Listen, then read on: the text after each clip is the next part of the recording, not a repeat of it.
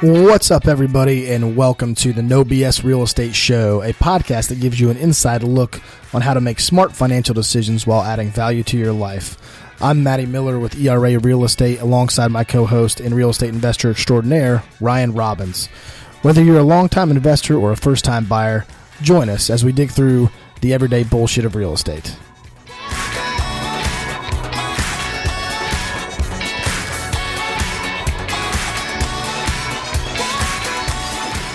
What's going on, YouTube? So that was me dancing to no music, so don't mind the rhythm. Although even if there was music, I probably would still have no rhythm.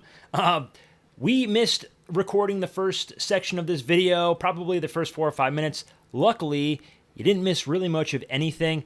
What we're going to go over is how to evaluate an investment property and what people do to essentially establish a criteria that makes them say yes. So that said, stay tuned. We're going to kind of just pick right up into it. As I said, we're 4 or 5 minutes in. You can check it out on iTunes if you want to catch the full episode. Otherwise, stick around. Thanks. Yeah, we started now, so we're here. And so we're anyway, live. but no one really on YouTube ever wanted to watch the first 3 minutes of that, so it was fine. No. No big deal. So Ryan Robbins, Matty Miller, we're both here. So on the TV broadcast or TV or YouTube, whatever you want to call it, we're here. So talking about what's finding your criteria for a rental property. This doesn't have to do with Jacksonville, but we're going to give Jacksonville examples anyway, just to kind of give people an idea what's going on. So, yeah, basically the first conversation that I get is, hey, I'm thinking about investing in rental property in Jacksonville, Florida. And it's like, okay, well, what are you looking for? And a lot of people say, well, something that cash flows. All right. Be perfectly honest with you. Everything will cash flow if you get it at the right price. And the kicker is everybody's cash flow preference is different. Correct. And there's people that are very risky, like somebody who wants to go and a lot of people we talk to come off of the bigger pockets verbiage. So they know the 1% rule, they know cap rates, they know what they're looking for. So the 1% rule for me is pretty simple. And that's probably the easiest, KPI, I guess, key performance indicator of a property, that I can look at. And actually I have recently did a Jacksonville zip code kind of snapshot, if you will, just kind of based on, basically breaks down every zip code in Jacksonville and what the 1% rule is, what a cap rate would be. The cap rates are kind of hard to make sense of because they're just it's an average sale. It's not each property. So the 1% rule is probably going to get you closer to a zip code idea of what you can get. So a lot of people talk to us and say, well, I want to buy a property. I have $50,000 to spend. Okay. Do you want to use all that $50,000 on one property, or do you want to take 25 of that and buy 2 properties and cash flow a different way? So everybody's got their own philosophy. Hey, if I'm going to buy a house cash, I don't want to have a mortgage on it. This is what I'm going to do. This is what I want. And that's depending on how much cash they actually have. So it all breaks down differently for everyone. Yeah. And I think that's probably, as an investor, should be your first question, because it's not necessary. At the end of the day, it's real estate. Yes. You want to get a good deal. Yes. But it's an investment like anything else. If you're going to go buy a stock, if you're going, wherever you're going to place your money for some sort of return, you're doing it with the expectation of, I want to make X amount. So it's not, I want the best, piece of property ever. I want it to, appreciate and do this and do that. There's people that buy specifically for, I'm okay with a 6% return on this money. Yep. I'm okay with, X amount of cash flow. And that's really what, from our standpoint, when we talk to investors, we can find you properties. That's not the issue. Just like when we're working with a retail buyer, we're going to go into a property. What's going to make you say yes? If you give me, your criteria, and now we present a property that meets your criteria and you're not saying yes, well, what else is it? So comparing it to working with a buyer comes in and says, I want 2,000 square foot, 3 bedrooms, 2 bath, granite countertops, a large backyard that's fenced in for my pooches. And I want to be in a subdivision and preferably on a cul-de-sac. Okay, now we have seven different things that we're going off of. Now let's compare that to an investor. An investor comes in and says, "Hey, I want a property probably under $120,000. That's gonna get me about 7% return. And I don't want it in a D class neighborhood. I want like a C or a B class neighborhood. And I want it to rent for, whatever. I want to get my return on, if you're at 7% cap rate or whatever you're at, you're probably looking at, probably 0.7 on the 1% rule, somewhere in there. So that's just guessing. So I can actually look at this zip code cheat sheet that I have, and I can actually share this on the screen, to be perfectly honest with you, if I really wanted to. That's what we should be doing. We can share this real quick. Oh, giving away all the secrets. Yep. So this is not exact. I have some things that I need to change. So basically, we can look at some zip codes that I like to pick out. I like 32244, which is southwest side of Jacksonville, over across the river. Your average rent this is now average rent on rentals in that area. So keep that in mind. So this is an average rent on rentals in the area. So I basically pulled the MLS, took all the rentals off of there, which is probably about 60 homes in each zip code in the last year. So the average rental over there, square footage wise, average rent wise, is about $1,236. It's basically a 1,500 square foot, a little bit over 1,500. And then we move to the average sale price of properties in that area that would qualify as rentals. And what I did was so I basically took sales in that neighborhood at $160,000, and then also if they had to be within 1,700 square foot to 1,300 square foot. So basically broke that down in the square footage numbers for those properties that sold in that square footage range in that zip code sold for about $160,000.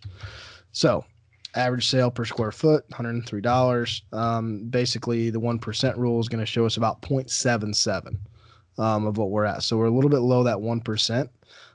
There are areas in Jacksonville that get well above the 1% rule. However, let's be this red line here in the middle that everybody's looking at here, ignore that because that needs to be fixed. So there was definitely some mistakes there. If there's an approximate cap rate of 36%, we probably need to go buy some property there. So I don't know. My assistant did this, and it's a little bit jacked up, so I'll figure that out at some point. But I just haven't had time to get to it yet. But 32208 and 09 are two of the predominant zip codes in Jacksonville, which we have a W word that we like to refer to them at, and we kind of call them a war zone at times. There's a lot of it's very rough neighborhoods, but you can pick up some property for, like, the average sale price in 09 was $43,000. The average sale price in 08 is $83,000, so almost double that price range, but still very, very low for the average sale in the United States and as well as Jacksonville. So the other zip code is 54. You're getting a 1.47, 1.12, and 1.88 respectively on those three zip codes. And that's what a lot of people see when they see Jacksonville. They start running numbers, is they see these areas here that those are the worst neighborhoods. And that's unfortunate. And, some of them are getting better. Some of them aren't. Where we like neighborhoods to be, I really like that. If I can get, 0.8, if I can get high 0.7s to high 0.8s, I'm probably getting a C-class neighborhood that's not bad. I'm not having tenant problems. I'm not having a ton of turnover. That's where I would like to focus at. So let's break it down a little bit. I'm going to. Do you want to go through and explain to somebody who doesn't know what the 1% rule is? So it's essentially 1% of the purchase price as a monthly rent. So if I was going to spend $100,000 on a property, and I can rent that property for $1,000 a month, which would be 1% of the 100,000. 1%. Consider that that's the 1% rule. That's Correct. simple enough version of it.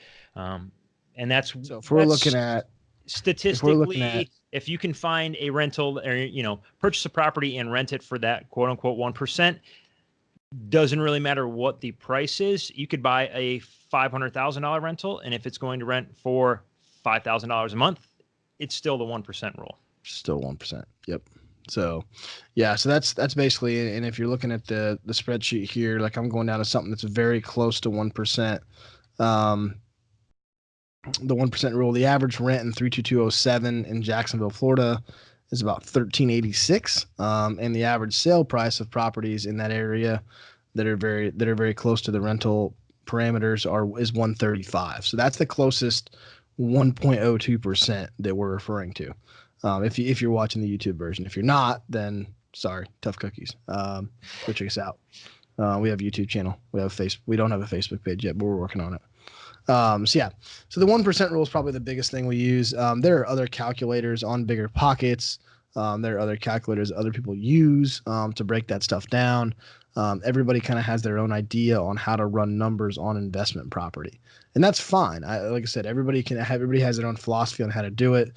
I feel like in the investor stage at this point in the world, with social media and with everything that's around, if you're an investor and you're actively looking at stuff, I'm pretty sure that Bigger Pockets is probably a place that you visited.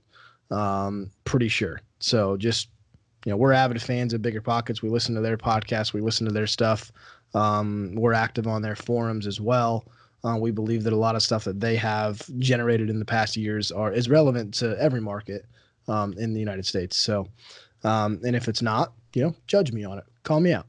Let's do it. Let's battle. I'm going to break down just number wise for everybody. Doesn't necessarily have to be on your screen there, but I'm going to go through a little bit. I'm going to stop sharing this, by the way. Okay. So get back to my beautiful face. Whew. I was missing that. I was missing that face. Rough look, huh? Rough look, man. Yeah. Sorry, guys. Yeah, back to this. One thing I'm still trying to get used to here is normally have a conversation. I'm not used to smiling or keeping some sort of face while we're chatting or doing other things. And it's like, I look at the YouTube video later and I'm like, boy, I'm making all sorts of faces. Not I try the whole time. I try to focus on the camera typically. Yeah. I don't want to look at you most of the time. I want to look at our audience rather than you. So I try to just shift my eyes a little bit up here.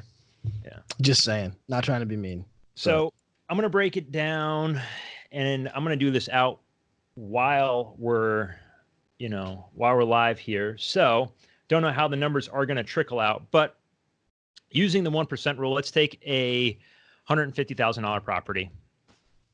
Okay. And we're going to say that we want to put 20% down on that. So you're going to buy a rental for $150,000. 20% of that 150 is $30,000. Okay. So again, this is where leveraging some of your money comes into play. If you saved up $30,000, now we're going to take that $30,000. You can invest it into, buying stocks of Apple or buying shares of, Amazon, whatever that may be. Or maybe, again, you want to dive into real estate. So let's take that $30,000. Let's buy a $150,000 property. We're going to put $20,000 down and we're going to mortgage $120,000. And I did just real quick on mortgage calculator, $120,000 at 5% over 30 years. We're going to just use $2,400 a year for property tax and $1,000 a year for insurance. I think insurance, I know based on other rentals, you can probably get it a little bit cheaper than that, but we'll just use $1,000. It's going to be $927.52 a month is your principal, interest, taxes, insurance. Okay. So if you take that and using that 1% rule, we're going to say this property rents for $1,500 a month. So after our mortgage, insurance, and taxes, yes, and our mortgage payment. Correct. So we have leftover principal, interest, taxes, and insurance. We're going to have $570. Yeah. So from that $572.48, that's not all profit.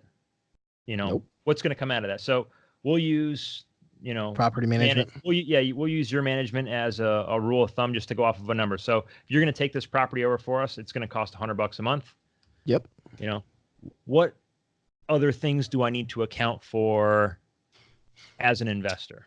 Well, I would also account for average. So you're on top of your property management fees, you're going to have tenant placement fees, which ideally shouldn't be very often. Hopefully that tenant stays for 3 or 4 years, somewhere in there. You're going to have a renewal fee, which is very minuscule in this grand scheme of things. The property management cost, like I said, build that off your monthly cost. When you find a tenant or you have vacancy, that's going to be the other side. So 5%. Typically, 5%.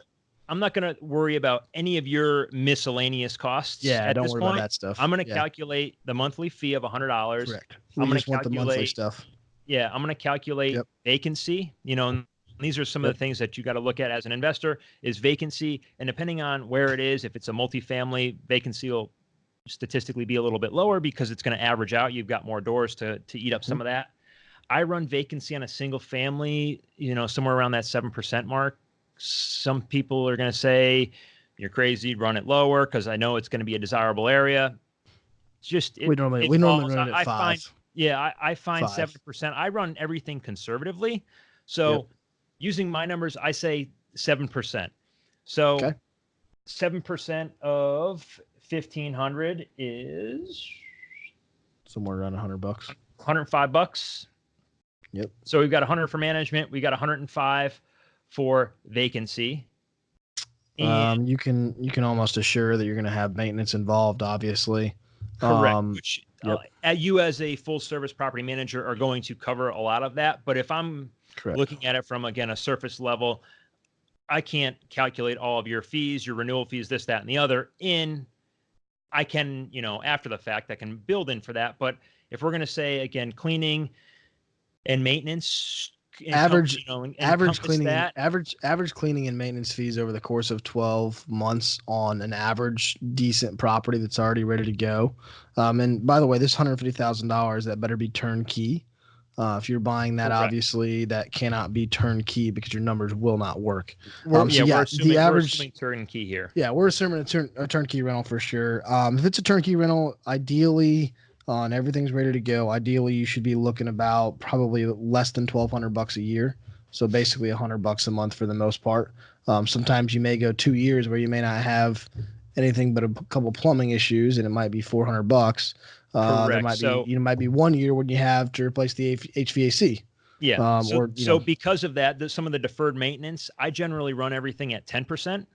Yep. Which would be, again, $150 a month, depending on how much you've got left in your roof, your HVAC, stuff like that. Maybe you're going to want to run it at 15. For argument's sake, let's run it at 10. And let's run it at. I had 15 in here. Let's run it at 12.5 for argument's sake, and see what that runs. So that's going to be $125 a month, obviously. No, because we're at $1,500 a month rental, so it's going to be sorry. $187.50. $187.50. He's ran all these numbers, guys. I haven't ran these through yet. So taking all that out. So you have your maintenance, you have your vacancy. Yeah, you have your maintenance, you have your vacancy, and you have obviously your property management fees. Those are the 3 things that everybody kind of forgets when they run their numbers. So even with the leftover $570, do we have anything else to add to that? No, those are the main ones that I account for when I'm running, looking at a deal. So after that, and these are very conservative numbers. So after that, on this particular property, accounting all those numbers, you're looking at a total of $177.50 left over after that. $200, $177 in passive income. So everybody's different. A lot of guys on bigger pockets don't care. They say, hey, look, I'm covering all my expenses. If I make $150 or $200 a door after I've covered everything and accounted for maintenance, they count that as a win. Yep. So they would look at an investment like this and say, okay, we've accounted for property management. We've accounted for all of our mortgage coverage, our insurance, our taxes. We've accounted for vacancy and maintenance, and we're going to still make $175 a month. And let's explain something to people that maybe are listening to this and they don't exactly know that if investing in real estate's for them. 177 bucks a month doesn't seem like a whole lot of money.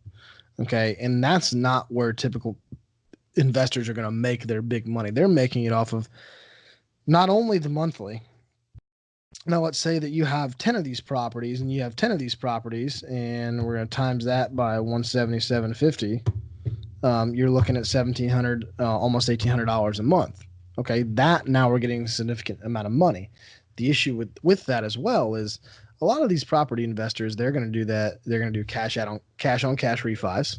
Okay, so they're going to do that stuff out. So they're going to be able to put more money down on the next house. Okay, assuming that appreciation is continually working for them.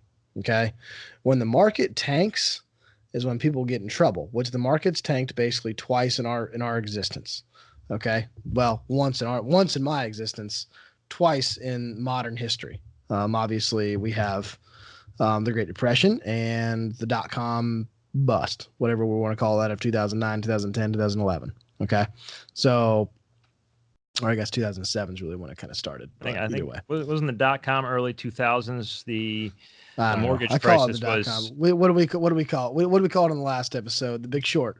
There you go. Yeah. So the Big Short happened in 07, 08, 09. It just kind of went downhill from there. So that being said, is people are looking for the long game. They're not looking for the short term. If you're looking for a short-term gain on investing in real estate, you need to go find something else to invest in typically. That's just not going to be what you're going to find typically. That's probably the biggest misconception, I would say, when it comes to real estate. You'll show somebody a number and they say, why the heck would you invest in a rental property for $170 a month?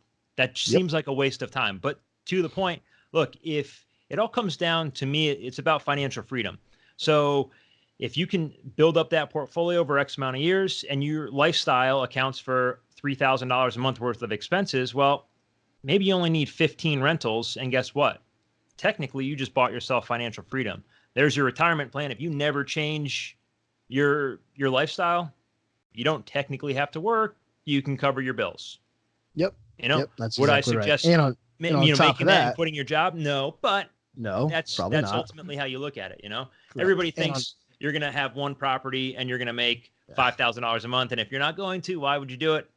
And again, it's at the end of the day, it's a work. It's not easy. It's not a, set it and forget it type of deal.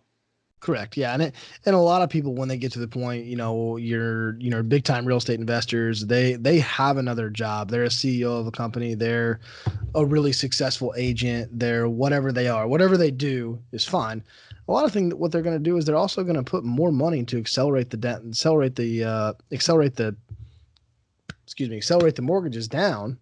Okay. So they're going to all of a sudden turn that 30-year mortgage into a 15-year mortgage. And once you have that money paid off, a lot of these people won't even take money out on these properties. So they're going to take that $177 that they get extra a month, and they're just going to put it right back into the mortgage. Okay.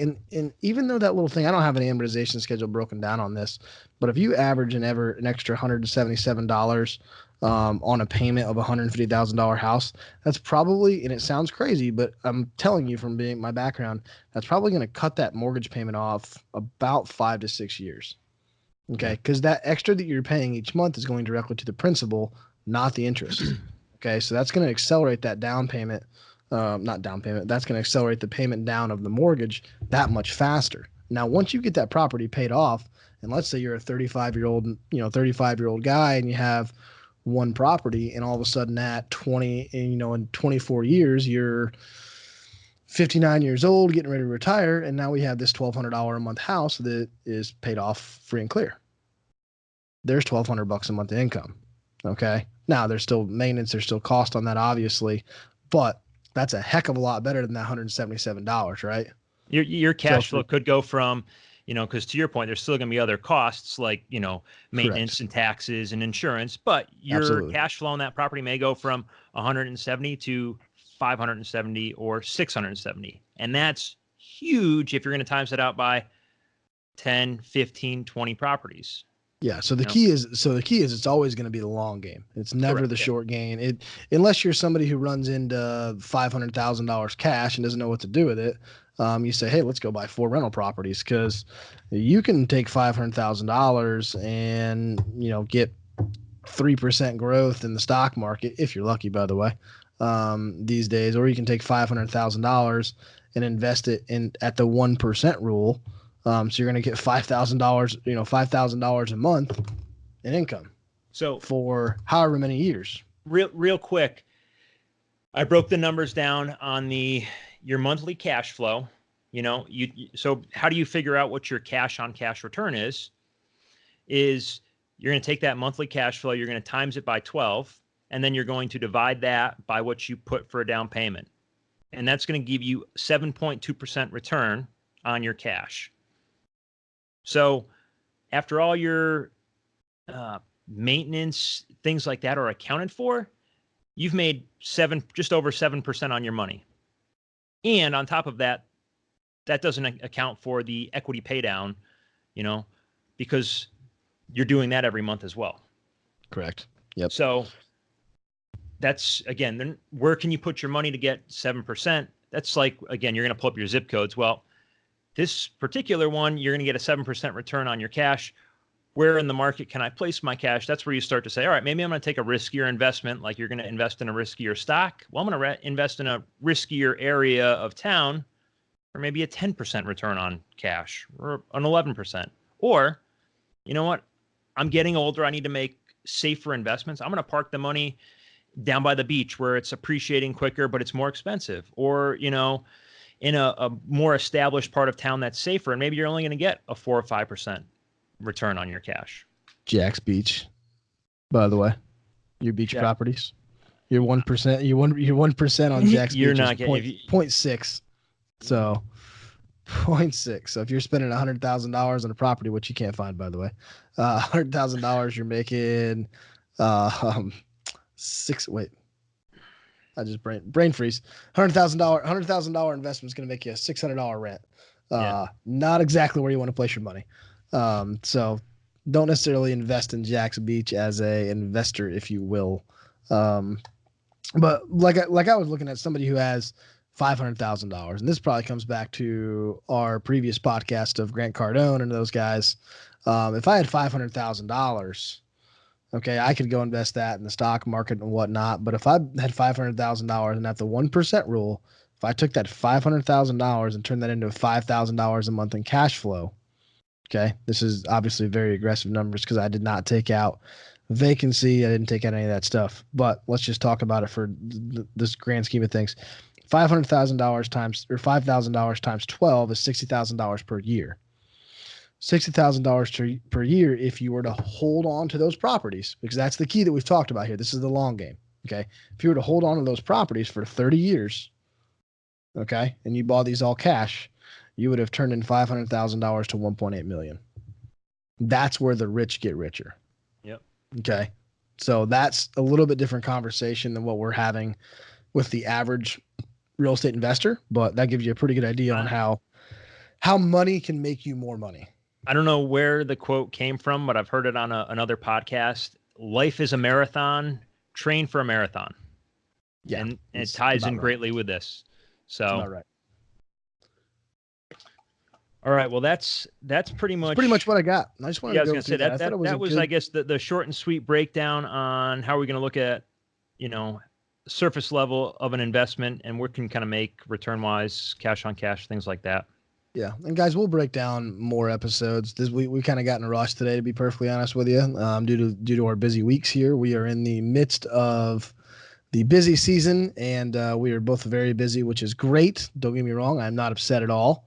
But we rushed this podcast a bit. So if you guys have any questions, you can reach me at 904-574-1958, or hit me up at Matty@mattysells.com, which is my email. And Ryan, I think they can reach you at your 9 URLs and 18 different, emails. So just give us one, please, today. Just go to those. Ryan.robbins@era.com. There you go. 904-382-0573. Awesome. So that's that. I'm done. You're done. You're done. It's a Monday. You know what I'm creating? You know what I'm working on creating is one website. We're going to give out one website that's going to have your contact, all of our information, whatever. All of it? The whole thing? We're going to make it easy for everybody. Don't lie to people. Don't lie to people. All right, guys. We're out of here. Appreciate it. See ya. Thanks for listening to our podcast. If you enjoyed this episode, there's a few things I'd like you to do. Subscribe, leave a review, and head over to nobsrealestatepodcast.com where you can connect with Matt and I on all of the platforms we're on. Also, if you could do us a favor, leave a message letting us know what you enjoyed about the episode and what you'd like to hear about going forward.